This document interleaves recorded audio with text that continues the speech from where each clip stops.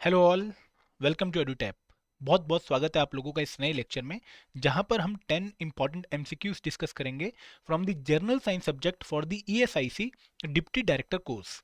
देखिए, बहुत ही important subject है आपका journal science ESIC deputy director के एग्जाम में, और काफ़ी अच्छे क्वेश्चन आते हैं जर्नल साइंस सब्जेक्ट से। तो इस लेक्चर में हम कोशिश करेंगे कि हम कुछ इंपॉर्टेंट एमसीक्यूज कवर कर लें, ताकि हम अपने एग्जाम के रिक्वायरमेंट को फुलफिल कर पाएं। लेक्चर शुरू करने से पहले मैं आपको बोलूंगा कि आप लोग हमारा जो यूट्यूब चैनल है वो सब्सक्राइब कर लें, और हमारा जो टेलीग्राम चैनल है वो ज्वाइन कर लें, ताकि आपको हमारी वीडियोस एंड उनकी जो पीडीएफ हम अपलोड करते हैं टेलीग्राम ग्रुप पे, उनके बारे में टाइम टू टाइम अपडेट मिलती रहे। ठीक है। अगर आपको कोई भी क्वेरी है, कोई भी डाउट है हमारे कोर्सेज के बारे में, हमारे किसी लेक्चर के बारे में, तो you can email us at hello@edutap.co.in, या फिर आप एक कॉल कर सकते हैं 8146207241 पर। ठीक है। तो शुरुआत करते हैं आज के लेक्चर की। देखिए, मैं आप लोगों से 10 क्वेश्चन पूछने वाला हूं आज। ठीक है। तो आप लोगों को इसको एज अ चैलेंज लेके चलना है। अगर आपका एक क्वेश्चन ठीक होता है तो आपको उसके +1 मार्क्स जोड़ने हैं, और अगर आपका क्वेश्चन गलत होता है तो आपको उसके 0.33 मार्क्स माइनस कर लेने हैं, क्योंकि आपका जो यूपीएससी एग्जाम कंडक्ट करवाता है वहां पर लगभग 1/3 नेगेटिव मार्किंग होने के चांसेस है। तो आपको 1/3 नेगेटिव मार्किंग लेके चलनी है। ठीक है। और एंड में अपना स्कोर पक्का कमेंट सेक्शन में शेयर करिएगा कि आपका स्कोर क्या रहा है आज के लेक्चर का। तो शुरुआत करते हैं पहले क्वेश्चन की। पहला क्वेश्चन है from the space technology, which is the first Indian launch vehicle to be equipped with the liquid stages. कौन सा पहला इंडियन लॉन्च व्हीकल था जहां पर हमें लिक्विड स्टेजेस देखने को मिलती हैं। देखिए, जब हम एक लॉन्च व्हीकल की बात करते हैं तो वहां पर एक सॉलिड स्टेज होती है, मतलब सॉलिड फ्यूल यूज हो रहा होता है, और लिक्विड स्टेजेस होती हैं जहां पर लिक्विड फ्यूल यूज हो रहा होता है। तो पहला इंडियन लॉन्च व्हीकल कौन सा था जहां पर हमें लिक्विड स्टेजेस देखने को मिलती हैं? Is it augmented satellite launch vehicle? Is it polar satellite launch vehicle PSLV? Is it geosynchronous satellite launch vehicle mark 2, या geosynchronous satellite launch vehicle mark 3? इनमें से कौन सा इंडिया का पहला लॉन्च व्हीकल था जहां पर हमें लिक्विड स्टेजेस देखने को मिलती हैं? देखिए, अच्छा क्वेश्चन है, और ऐसे क्वेश्चंस यूपीएससी के एग्जाम्स में पक्का पूछे जाते हैं। तो मैं आपको बता दूं कि polar satellite launch vehicle PSLV काफी फेमस है, आप लोगों ने सुना भी होगा इसके बारे में। It is the first Indian launch vehicle जहां पर हमें लिक्विड स्टेजेस देखने को मिलती हैं। और इंडिया के जो लिक्विड इंजन है ना, उसको हम बेसिकली विकास इंजन के नाम से जानते हैं। ठीक है। लिक्विड इंजन्स जहां पर लिक्विड फ्यूल यूज होता है, तो इसको हम क्या कहते हैं? विकास इंजन्स।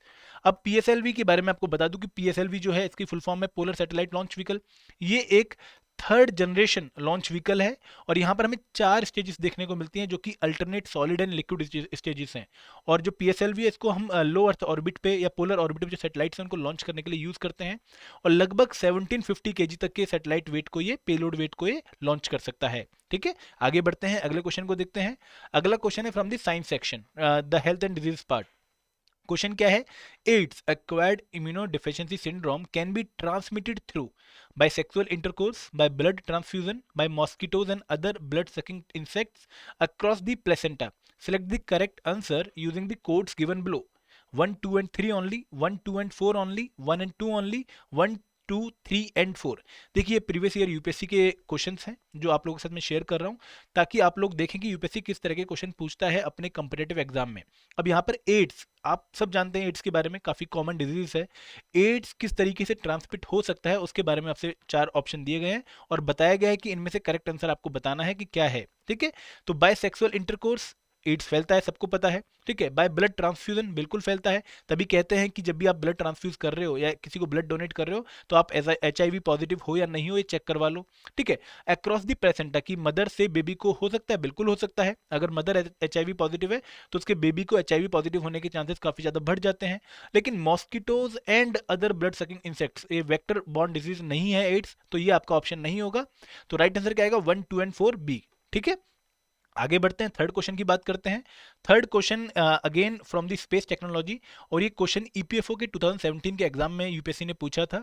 सेम क्वेश्चन मैं आप लोगों का इसलिए शेयर कर रहा हूं क्योंकि ये क्वेश्चन वहां पर जनरल साइंस सब्जेक्ट में पूछा गया है। तो जनरल साइंस में कई बार लेवल इंक्रीज भी कर जाता है, करंट अफेयर में भी आपसे साइंस एंड टेक्नोलॉजी के क्वेश्चन पूछ ले जाते हैं। क्वेश्चन क्या है कि ISRO in August 2016 successfully test launched supersonic combustion ramjet engine, जिसको हम स्क्रैमजेट इंजन के नाम से जानते हैं, which is a basic modification over the ramjet engine. ठीक है। Which of the following statements with regard to scramjet engine is are correct? आपसे पूछा है कि स्क्रैमजेट इंजन जिसको इसरो ने सक्सेसफुली टेस्ट लॉन्च किया 2016 में, उसके रिगार्डिंग कौन सी स्टेटमेंट करेक्ट है? It can efficiently operate both in subsonic and supersonic combustor mode, India is the first country to demonstrate the flight testing of scramjet engine.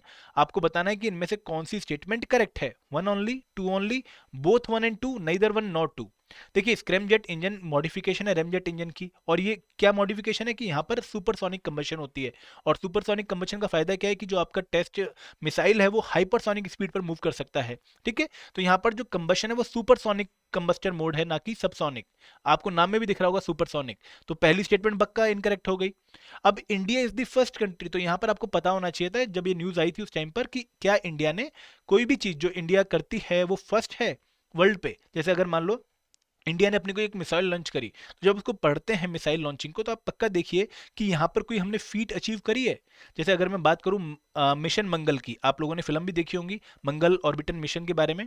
तो यहाँ पर मंगलयान के बारे में हम कहते हैं कि India is the first country जिसने अपने पहले ही अटेम्प्ट में वो मिसाइल जो है, वो जो मिशन है वो अकम्प्लिश किया, कि हमने अपना जो ऑर्बिटर है वो मंगल पे भेज दिया, ठीक है। बहुत सारी कंट्रीज ने ट्राई किया है लेकिन पहले अटेम्प्ट में कोई भी भेज नहीं पाई है।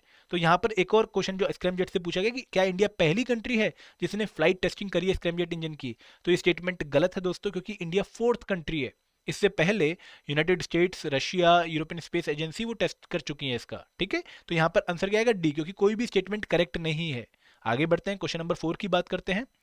विच is the strongest launch vehicle of India capable of launching heaviest satellites. अगर आपने बहुत ही हैवी सैटेलाइट्स लॉन्च करनी है तो उसके लिए आप कौन सा लॉन्च व्हीकल यूज करेंगे इंडिया में, स्ट्रॉन्गेस्ट लॉन्च व्हीकल कौन सा है इंडिया में, ठीक है। Is it augmented satellite launch vehicle, is it polar satellite launch vehicle, is it geosynchronous satellite launch vehicle mark 2, या फिर geosynchronous satellite launch vehicle mark 3। देखिए अगेन ऐसा क्वेश्चन है जो आपसे जनरल साइंस में पूछा जा सकता है, टिपिकल क्वेश्चन है। तो यहाँ पर मैं आपको बता दूं कि जो जीएसएलवी मार्क 3 है, जीएसएलवी MK3, ये आपका सबसे स्ट्रॉन्गेस्ट लॉन्च व्हीकल है जो कि हैवीएस्ट सैटेलाइट्स को लॉन्च कर सकता है। ये लगभग 4000 केजी तक की सैटेलाइट लॉन्च कर सकता है up to the orbit of 36,000 kilometre above equator of earth. और इसके साथ साथ से 10,000 केजी तक की सैटेलाइट लॉन्च कर सकता है in the low earth orbit और पोलर ऑर्बिट, ठीक है। तो आपको याद रखना है कि इंडिया का हैवीएस्ट अभी करंटली स्ट्रॉन्गेस्ट लॉन्च व्हीकल कौन सा है, geosynchronous satellite launch vehicle mark 3। अब देखिए ऐसे क्वेश्चंस में आपको एक चीज और ध्यान रखनी है कि अगर आपके एग्जाम तक कोई नया डेवलपमेंट हो जाता है, कोई नया लॉन्च व्हीकल डेवलप हो जाता है, तो आपको उसको भी कवर करना है, ठीक है। ये डायनेमिक पार्ट है क्वेश्चन, ठीक है। आगे बढ़ते हैं। Which among the following is the India's only dedicated multi wavelength space observatory. इनमें से कौन सी इंडिया की अकेली मल्टी वेवलेंथ स्पेस ऑब्जर्वेटरी है, एस्ट्रोसेट, कार्टोसेट, रिसेट 1 या रिसोर्स सेट। तो देखिए मैं आपको बता दूं कि मल्टी वेवलेंथ स्पेस ऑब्जर्वेटरी का मतलब क्या है कि वो स्पेस ऑब्जर्वेटरी जो स्पेस में है और मल्टी वेवलेंथ मतलब एक सिंगल वेवलेंथ यूज नहीं करके, बल्कि स्पेक्ट्रम पर जितनी भी हमारे कुछ वेवलेंथ आती हैं, एक्स रेज, यूवी रेज, है ना, विजिबल रेज, उनको यूज करके स्पेस को ऑब्जर्व करती है।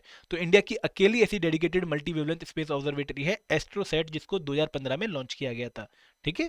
आगे बढ़ते हैं, क्वेश्चन नंबर 6 पे जाते हैं। In the context of space technology what is Bhuvan, ठीक है। ये भुवन लगान वाला भुवन नहीं है, आपसे स्पेस टेक्नोलॉजी के कंटेक्स्ट में पूछा जा रहा है कि भुवन बेसिकली है क्या।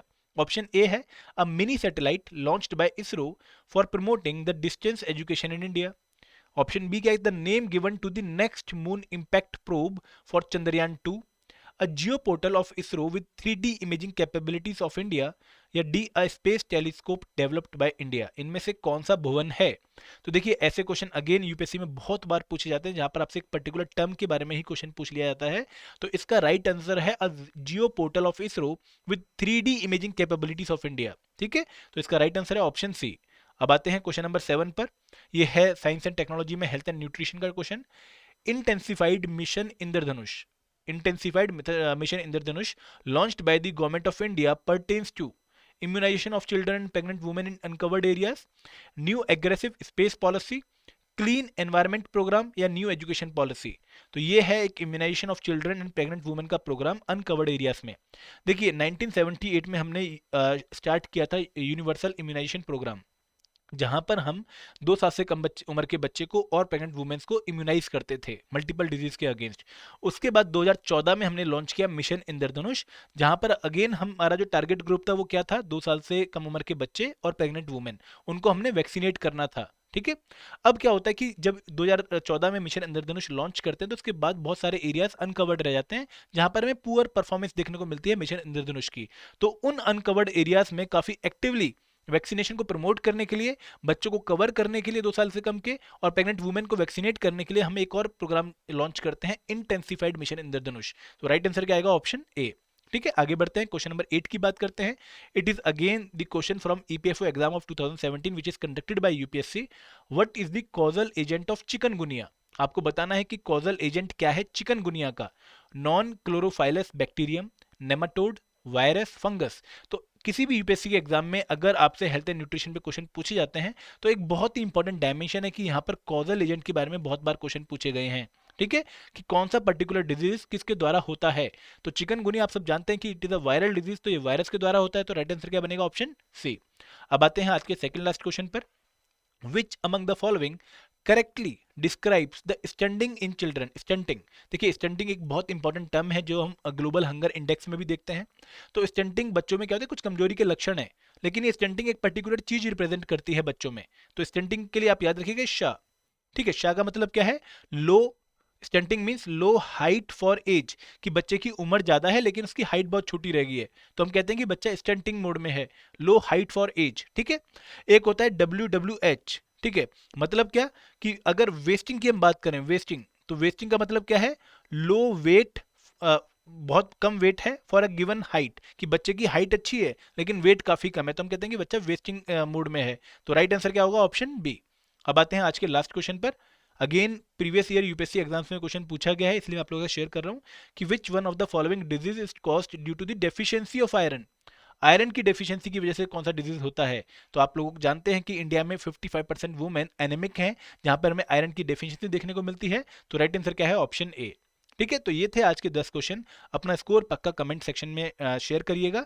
तो मैं आपको बता दूं जाते जाते कि अगर आप लोग एडुटैप के किसी भी कोर्स पर 40% प्लस एडिशनल 10% डिस्काउंट लेना चाहते हैं तो we are offering a super sale, जहां पर आपको सिर्फ एक कूपन कोड यूज करना है, लास्ट 10 LAST10, और आप हमारे RBI grade B, SEBI grade A, NABARD grade A, ESIC, IBPS AFO, UPSC APFC, ICAR AO, PFRDA combo courses सभी पे 40% प्लस 10% ऑफ का एडिशनल डिस्काउंट ले सकते हैं।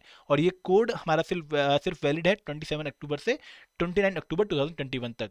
तो this is all from my side friends, thank you very much. जय हिंद, जय भारत।